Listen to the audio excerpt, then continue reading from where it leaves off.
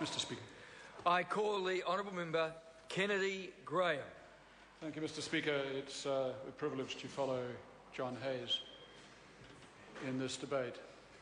And I too wish to pay tribute to Mr. Bakshi for his remarkable insight in producing a member's bill to repeal the statute, the Military Manoeuvres Repeal Act 2010, presumably automatically updated when it is repealed.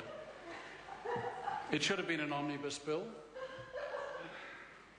and we have had 18 months to reflect on that recommendation from opposition members at the time, but we have not devoted sufficient attention to the matter to act upon that. Should the bill be repealed? Perhaps.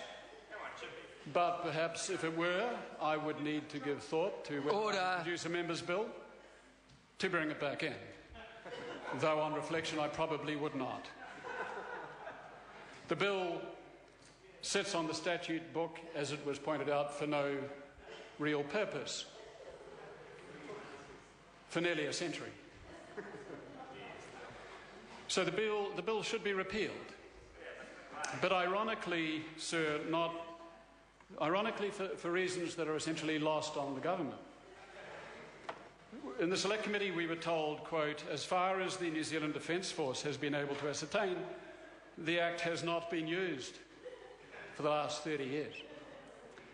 No proclamations are in force, and there are no outstanding claims relating to past proclamations or military manoeuvres. Given these facts, we believe the repeal of this Act would not disadvantage the New Zealand Defence Force. In fact, Mr. Speaker, the main reason the Green Party sees as requiring the repeal of the Military Manoeuvres Act 1915 is the fact that the Defence Force cannot ascertain whether the Act has or has not been used for the last 30 years.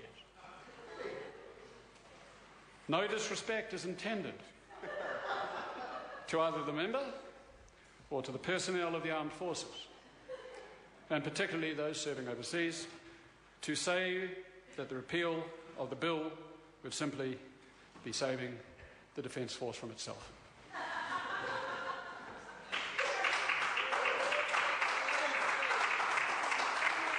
I call the Honourable Tau Henare.